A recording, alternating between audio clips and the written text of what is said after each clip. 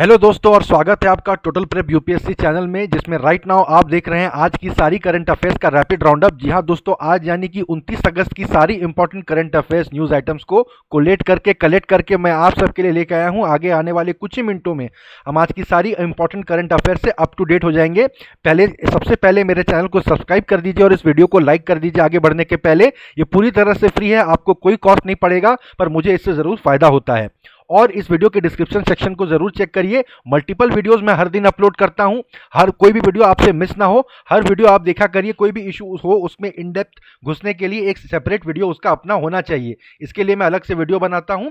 हर video को अंत तक देखा करिए, बहुत इंपॉर्टेंट पॉइंट्स मैं अक्सर वीडियो में बताते चलता हूं, तो हर पॉइंट को नोट कर लिया करिए। जो पॉइंट मैं कहूं कि इसको अभी जाके चेक करो, उसको वीडियो पॉज करके आप तुरंत साइड में टैब खोल के चेक कर लिया करिए। ठीक है दोस्तों, ये तो हुई मेरी बात। अब चलिए चलते हैं आज के करंट अफेयर्स कैप्सूल में। सबसे पहले हम देखते हैं, the speaker has asked Lok Sabha standing committees not to discuss matters that are sub judice. सब जुडिस क्या होता है? कोई मामला कोर्ट में अगर पेंडिंग है तो उस मामले पे अक्सर जो पार्टीज इन्वॉल्व हैं उनसे कहा जाता है कि आप इस पे मीडिया पे कमेंट मत करिए, है ना। एक तरह से आप अदालत को इन्फ्लुएंस करने की कोशिश कर सकते हैं मीडिया पे कमेंट करके, इस तरह की बातें हैं। Also there is a general rule that states that sub judice matters shouldn't be discussed in parliament. ठीक है, ऐसा एक जनरल रूल है। लेकिन since the committee matters are secret, committee matters में जो होता है, कमिटी के अंदर जो डिस्कशन होता है दैट इज कंसिडर्ड सीक्रेट, उस पर बाहर बात नहीं होती। कमिटी के अंदर हर पार्टी के लोग होते हैं, लेकिन चूंकि वहां पर सीक्रेट प्रोसीडिंग्स होती हैं तो वो पार्टी लाइन के बाहर जाके भी किसी मुद्दे पर अपनी राय देते हैं। ठीक है, तो इसलिए कमिटीज में हमेशा they have always discussed such sub judice matters 2G and Augusta Westland scams for example. कोई भी स्कैम होता है, कुछ भी होता है, हर मामला कहीं ना कहीं कोर्ट में लंबित है, आप पार्लियामेंट को ऐसे रोक नहीं सकते उस पर बात करने से, खासकर की कमिटीज को।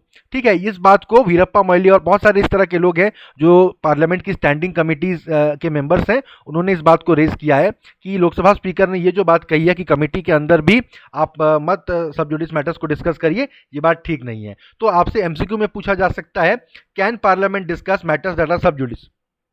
ठीक है, तो उसमें जो ऑप्शंस रहेंगे आपको बताना है कि पार्लियामेंट कैन नॉट मतलब ये कोई कॉन्स्टिट्यूशन में मना ही नहीं है। पार्लियामेंट को कौन मना कर सकता है? पार्लियामेंट अपने आप में सुप्रीम बॉडी है इंडिया में, लेकिन पार्लियामेंट ने अपने इंटरनली रूल्स ऐसे फ्रेम किए हुए हैं, जडिशरी को रिस्पेक्ट देते हुए पार्लियामेंट में डिस्कस नहीं किया जाता, लेकिन कमिटीज में जरूर डिस्कस किया जाता रहा है।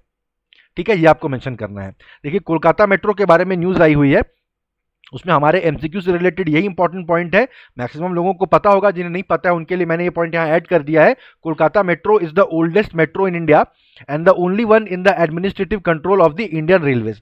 बाकी हर मेट्रो रेलवे का खुद का एक मेट्रो रेलवे कॉर्पोरेशन बनाया गया है ना, उसके जरिए वो अब खुद को मैनेज करती हैं। कोलकाता की जो मेट्रो है शायद 1975 या उस तरफ से उस समय से कभी से चल रही है, और ये इंडियन रेलवेज के एडमिनिस्ट्रेटिव कंट्रोल में आती है। ठीक है, ये बात है। इस पर लेके कुछ डिलिबरेशंस चल रही है रेलवे में कि इसको स्पिन ऑफ कर दिया जाए, कैसे इसके लिए पैसा रेस किया जाए। कोलकाता मेट्रो शायद उतना प्रॉफिट नहीं कमा रही है, उसको लेके अभी डिलिबरेशंस चल रही हैं। उनको अपनी वीडियो में ऐड करने का कोई पॉइंट नहीं बनता है। जब फाइनल फैसला उस पर आ जाएगा तब हम अपनी वीडियो पर उस पर बात करेंगे कि डिसीजन क्या हुआ है।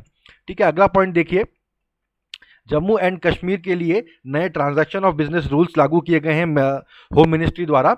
उसमें क्या बताया गया है कि जो पीस एंड ट्रैंक्विलिटी, जो राज्य में का मतलब बेसिकली शांति व्यवस्था बरकरार रखने के लिए जो मामले होंगे, साथ ही साथ वहाँ की माइनॉरिटी कम्युनिटी, SC ST और बैकवर्ड क्लासेस से संबंधित जो मामले होंगे वो वहाँ के लेफ्टिनेंट गवर्नर हैंडल करेंगे। जम्मू एंड कश्मीर को कुछ समय पहले एक यूनियन टेरिटरी बनाया गया है, आपको पता होगा। तो यूनियन टेरिटरी में कई एक तरह का डिस्ट्रीब्यूशन ऑफ पावर होता है। उनमें बोला गया कि वहाँ पे असेंबली भी रहेगी, वहाँ का चीफ मिनिस्टर रहेगा। जैसे दिल्ली में और पौंडीचेरी में, पौंडीचेरी का ऑफिशियल नाम पुडुचेरी है, दिल्ली में और पुडुचेरी में जैसा होता है वैसा ही जम्मू कश्मीर में होगा। वहाँ पे असेंबली होगी, वहाँ की इलेक्टेड अपनी गवर्नमेंट होगी, लेकिन कुछ मामले वहाँ के लेफ्टिनेंट गवर्नर के हाथ में होंगे। ठीक है, तो ये सारे मामले बता दिए गए। और वहाँ पे जो सेंट्रल काडर के IAS IPS ऑफिसर्स वहाँ पे पोस्टेड है, उनके ट्रांसफर पोस्टिंग जो है LG देखेंगे। जम्मू कश्मीर का अपना खुद का भी अलग काडर है, स्टेट काडर, तो वो वहाँ की स्टेट गवर्नमेंट उनकी ट्रांसफर पोस्टिंग वगैरह हैंडल करेगी। ठीक है, और जो एंटी करप्शन ब्यूरो है राज्य का, बहुत इंपॉर्टेंट पॉइंट है, वो LG के मातहत रहेगा। ठीक है, तो इससे रिलेटेड एमसीक्यू आपसे पूछा जा सकता है, कौन आपको दे देगा ऑप्शन में कि which of the following powers fall under the ambit of the lieutenant governor of Jammu and Kashmir of UT of JNK। तो उसमें आपको बताना ये सारी बातें, और आपको ध्यान देना minority community in terms of Jammu and Kashmir एक अलग माइनॉरिटी है, ठीक है। जनरली हमारे देश भर में जो कम्युनिटी माइनॉरिटी में आती है, जम्मू कश्मीर में वो कम्युनिटी माइनॉरिटी में नहीं है, उसकी जगह दूसरी कम्युनिटीज माइनॉरिटी में है, ठीक है। चलिए देखिए, ब्लैक पैंथर मूवी थी, आप में से कुछ लोगों ने देखी होगी। उसके स्टार थे Chadwick Boseman. He regrettably passed away at the age of 43। बहुत बड़े वो एक्टर माने जाते थे। जितने भी आप स्पाइडरमैन, सुपरमैन, बैटमैन इस तरह की फिल्में देखते होंगे, तो अमेरिका में कॉमिक बुक के बहुत सबसे बड़े जो कॉमिक बुक मेकर्स हैं दो, DC comics and Marvel comics. आप में से कुछ लोगों को पता भी होगा, आप में से कुछ लोग अगर हैं जो डीसी कॉमिक्स और मार्वल कॉमिक्स को फॉलो करते हैं, तो प्लीज़ कमेंट सेक्शन में बताइए, मुझे पता चलिए कि मेरी ऑडियंस का टेस्ट किस तरह का है, ठीक है। तो डीसी कॉमिक्स और मार्वल कॉमिक्स यही सारी comic book Spiderman, Superman, Batman, iron man ये सब बनाती हैं और यही उसकी फिल्में भी प्रोड्यूस करती हैं। तो पूरे मार्वल सिनेमैटिक यूनिवर्स कहा जाता है, जितनी सुपरमैन की super hero movies Marvel production houses ने बनाई हैं, तो उसमें कोई भी ब्लैक सुपर हीरो नहीं हुआ करता था। आप ध्यान दीजिए, कोई भी अश्वेत नस्ल का सुपर हीरो आपको नहीं मिलेगा। तो पहला ब्लैक सुपर हीरो बनाया गया था ब्लैक पैंथर, उस पर फिल्म बनाई गई थी, उसमें चैडविक बोसमैन ने वो रोल निभाया था। बहुत ज़्यादा तारीफ की गई थी इस फिल्म की और उनके रोल की, जिससे वो बहुत ज़्यादा ख्याति पा गए थे। और बहुत ही कम उम्र में, देखिए 43 साल की उम्र में कोलोन कैंसर से उनका निधन हो गया है।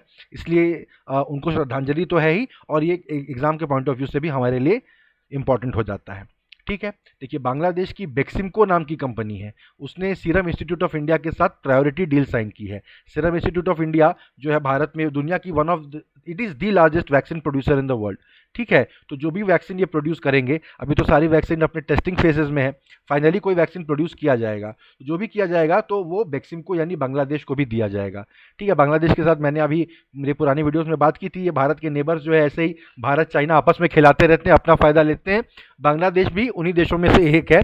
देखिए, दुनिया भर में हम $30 बिलियन का फॉरेन एड प्रोवाइड करते हैं, उसमें से $10 बिलियन अकेले बांग्लादेश को प्रोवाइड करते हैं। तो आप समझ सकते हैं बांग्लादेश पे हम पूरी जान निछावर किए हुए हैं, और उसके बावजूद बांग्लादेश हमको वो प्रायोरिटी ट्रीटमेंट नहीं देता है जो हम बांग्लादेश को देते हैं, ठीक है। क्या करेंगे भाई, यही दुनिया, इसी में जीना है। तो हमने ये भी बांग्लादेश के साथ डील साइन कर ली है कि हमारे यहाँ जो वैक्सीन बनेगा हम आपको प्रायोरिटी बेसिस पे देंगे, ठीक है। तो बेक्सिमको वहाँ की कंपनी है, उसने साइन किया है सीरम इंस्टीट्यूट ऑफ इंडिया के साथ, ठीक है। 18 करोड़ का आरबीआई का बॉन्ड ऑक्शन जो है वो डिवॉल्व हो गया है प्राइमरी डीलर्स पे, ठीक है। जो नहीं जानते इन चीज़ों के बारे में, उन्हें देखिए पता होना चाहिए कि करंट अफेयर्स की वीडियो में एक लिमिट तक ही हम स्टैटिक जीएस का जो पोर्शन है उसमें जा सकते हैं। फिर मैं आपको बता देता हूँ यहाँ पर आरबीआई जो पैसे रेज करती है मार्केट से, कैसे रेज करती है, एक बॉन्ड बेचती है, एक कागज़ रहता है। मान लीजिए आज की डेट में तो कागज़ नहीं रहता, सब ऑनलाइन होता है। मान के चलिए बॉन्ड यानी एक कागज़ है, वो कागज़ किसी पर्टिकुलर, मतलब ऐसा रहता है कि आरबीआई कह रहा है कि मान लीजिए मुझे 10,000 करोड़ रुपए रेज करने हैं मार्केट से, ठीक है। तो सबको उसके बाद लोग ऑक्शन में बिड लगाते हैं कि मुझे 2,000 करोड़ दे दो, मैं इतना % इंटरेस्ट दूंगा। तो कौन लोग लगाते हैं, हम और आप नहीं लगा सकते 2,000 करोड़ रुपए की बिड जाके वहां पे। तो देश भर में जो बैंक्स हैं, फाइनेंशियल इंस्टीट्यूशंस हैं, जो आरबीआई के पास जाके रजिस्टर्ड हैं, वो लोग बिड करते हैं, वो लोग बोली लगाते हैं, ठीक है। अब जाहिर बात है 10,000 करोड़ सिर्फ अगर आरबीआई मार्केट से रेस करना चाह रहा है, और बहुत सारे ऐसे लोग हैं जो कि इस मतलब पर्टिकुलर एक इंटरेस्ट रेट पे आरबीआई के पास अपना पैसा जाके निवेश करना चाहते हैं। एक बैंक के लिए आरबीआई को पैसा दे देना सबसे ज़्यादा सेफ बेट है, क्योंकि आप किसी और को पैसा देंगे, वो पता नहीं चुका पाए नहीं चुका पाए, अभी अर्थव्यवस्था का माहौल इस तरह का है। पर आरबीआई को अगर आप जाके पैसा डाल दोगे तो वो तो बाकी बिल्कुल, आप जितना इंटरेस्ट रेट आप पे आपकी बात हुई है उतना आपको ज़रूर पे करेगा, आरबीआई थोड़ी आपके पैसे लेके भाग जाएगा। तो सब उस पर देने के लिए आमादा रहते हैं। और ऑक्शन के जरिए कितने इंटरेस्ट रेट पे आरबीआई सबसे, मतलब मैक्सिमम इंटरेस्ट रेट जिस पे आरबीआई वो पैसा, मतलब ऑप्टिमम कहना चाहिए, मैक्सिमम तो नहीं, ऑप्टिमम जिस पे आरबीआई मार्केट से पैसा उठा सकता है, उतने रेट पे उठा लेता है, ठीक है।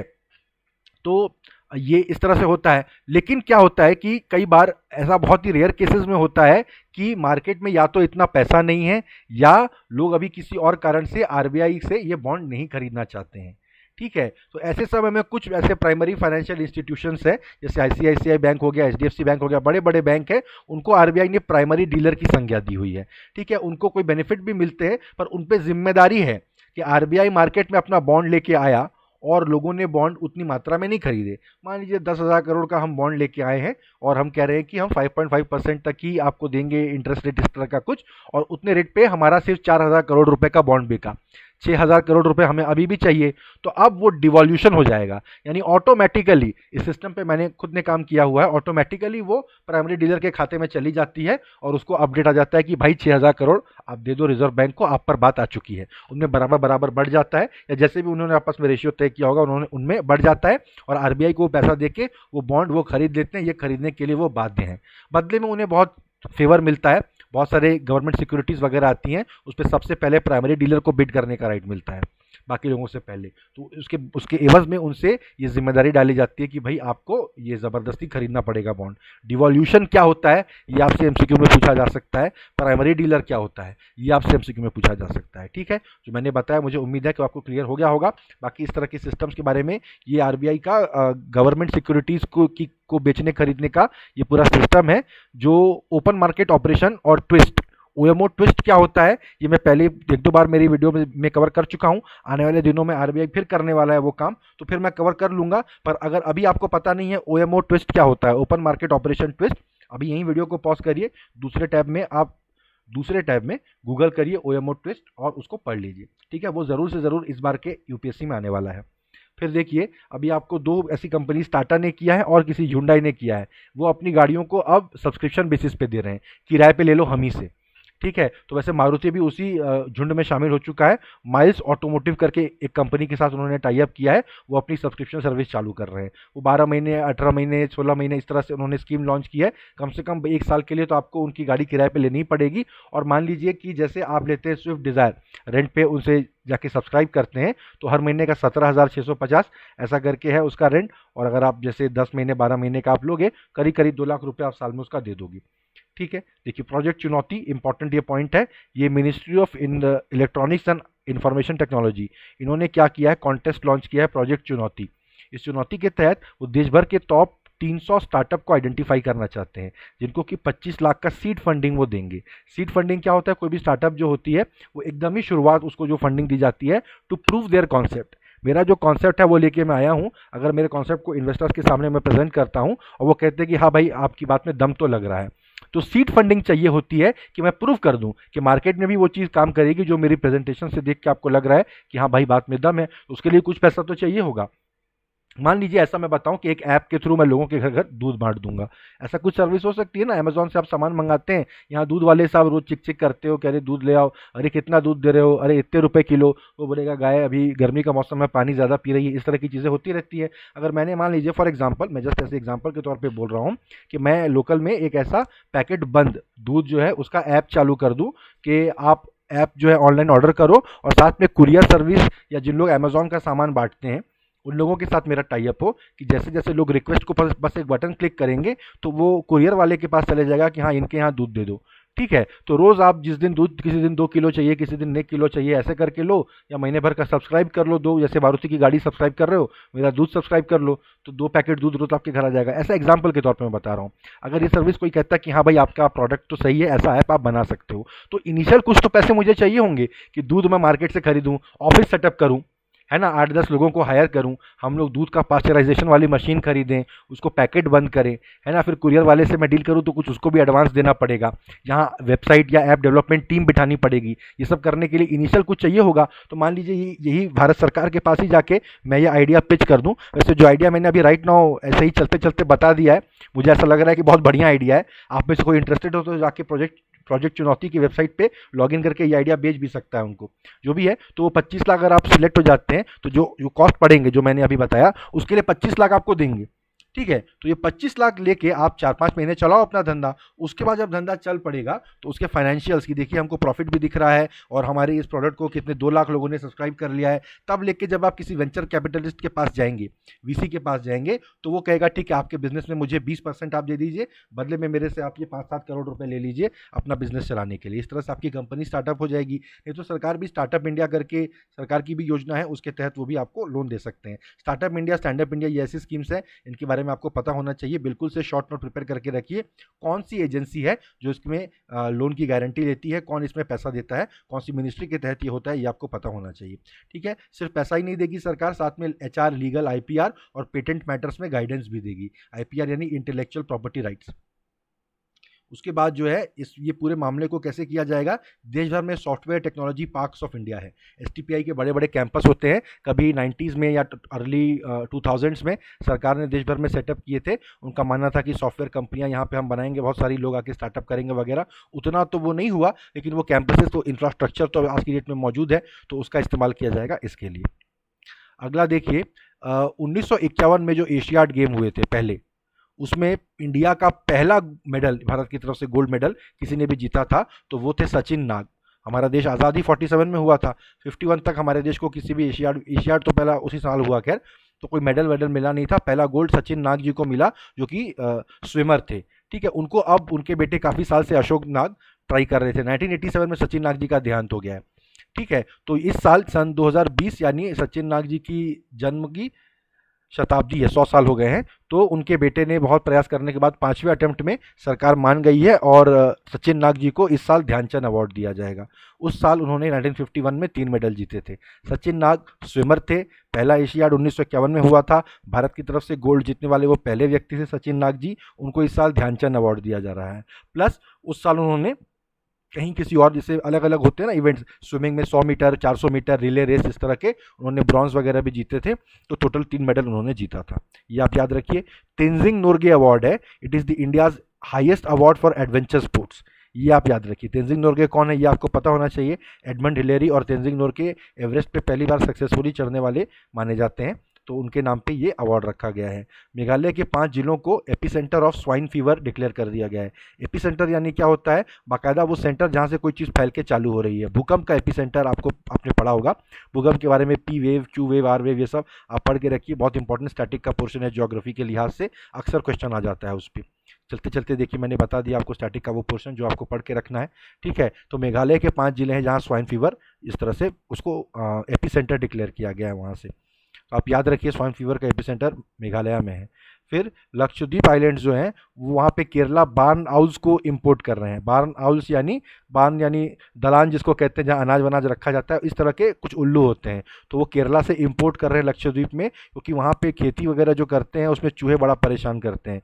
तो ये पहले उन्होंने 3 जोड़ा उल्लू मंगाए थे पायलट प्रोजेक्ट में, तो उन्होंने चूहों को इस एफिशिएंसी के साथ मारा है कि अब वो और भी मंगा रहे हैं। लेकिन मैं पहले से ही आपको एक कॉशनरी टेल बता दूं, किसी भी जगह की इकोलॉजी के साथ, इकोसिस्टम के साथ इस तरह से खेल नहीं करना चाहिए।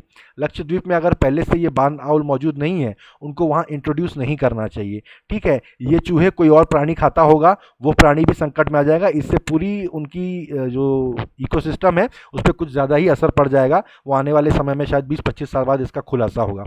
ठीक है, 20-25 साल बाद आप कभी अगर पढ़ेंगे न्यूज़पेपर में कि लक्षद्वीप में उल्लुओं के आने से बड़ा कुछ खतरनाक हो गया है, तो याद करेगा कि एक बार हमने यूट्यूब में सुना था, हमें बताया गया था कि होने वाला है। देखिए, बैंक बोर्ड्स ब्यूरो बीबीबी ने रेकमेंड किया है दिनेश खारा उनको स्टेट बैंक का नया चेयरमैन बनाने के लिए। ठीक है, तो इस पॉइंट को, दिनेश खारा का नाम तो बैंक वगैरह के एग्जाम में आएगा, यूपीएससी में आपसे नहीं पूछा जाएगा, लेकिन पीएसयू बैंकों के चेयरमैन को कौन अपॉइंट करता है, इसका रिकमेंडेशन कौन देता है, तो बैंक बोर्ड ब्यूरो देता है, बीबीबी। ठीक है, आने वाले समय में बैड बैंक करके भी चालू होने वाला है, बैड बैंक पे पढ़ लीजिए, जिस दिन अनाउंस होगा उस दिन तो मेरी वीडियो में आ ही जाएगा। ठीक है, एक और देहांत हुआ है, स्कूबी डू, आप में से कई लोगों ने देखा होगा स्कूबी डू कार्टून, वो 2 लोगों ने मिलकर क्रिएट किया था, जो रूबी उनके को क्रिएटर थे, उनकी डेथ हो गई है 87 की एज में। थैंक यू गाइज, ये थी मेरी आज की करंट अफेयर्स की कवरेज। आप वीडियो के डिस्क्रिप्शन को चेक करिए, आज और 3 वीडियोस अपलोड कर रहा हूं मैं, सबको पूरा अंत तक देखिए। प्लीज़ मेरे चैनल को सब्सक्राइब करिए, मेरी वीडियो को लाइक करिए, अपने दोस्तों के साथ शेयर करिए, बिल्कुल फ्री ऑफ कॉस्ट है आपके लिए, मेरा लेकिन इसमें फ़ायदा है। अगर मेरी वीडियो से आपको बेनिफिट हो रहा है, थोड़ा मेरे फ़ायदा का भी आप सोचिए। ठीक है दोस्तों, चलिए मिलते हैं मेरी अगली वीडियो में।